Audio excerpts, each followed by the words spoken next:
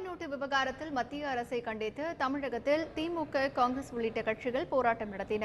500 மற்றும் 1000 ரூபாய் நோட்டுகள் செல்லாது என்கின்ற அறிவிப்பால் பொதுமக்கள் சந்தித்து வரும் பிரச்சினைகளுக்கு தீர்வு காண மத்திய அரசை கண்டித்து தமிழகத்தில் திமுக, காங்கிரஸ், இடதுசாரிகள் சார்பில் போராட்டம் நடைபெற்றது.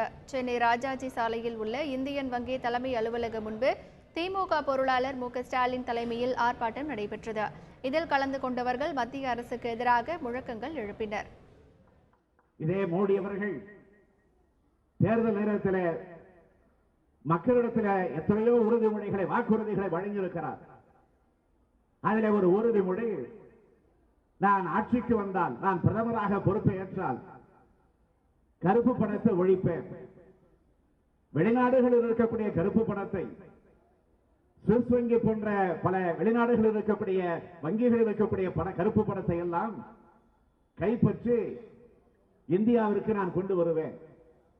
கொண்டு வருவது மட்டுமல்ல, அப்படி கொண்டு வந்த அந்த பணத்தை பயன்படுத்தி இந்திய நாட்டில் இருக்கக்கூடிய ஒவ்வொரு ஆளுக்கும், ஒவ்வொருவருக்கும் தனிப்பட்ட முறையில் அவர்களுடைய பெயரில் வங்கிகளில் 15 லட்சம் ரூபாய் டெபாசிட் செய்வேன் என்று உறுதிமொழி கொடுத்தார்.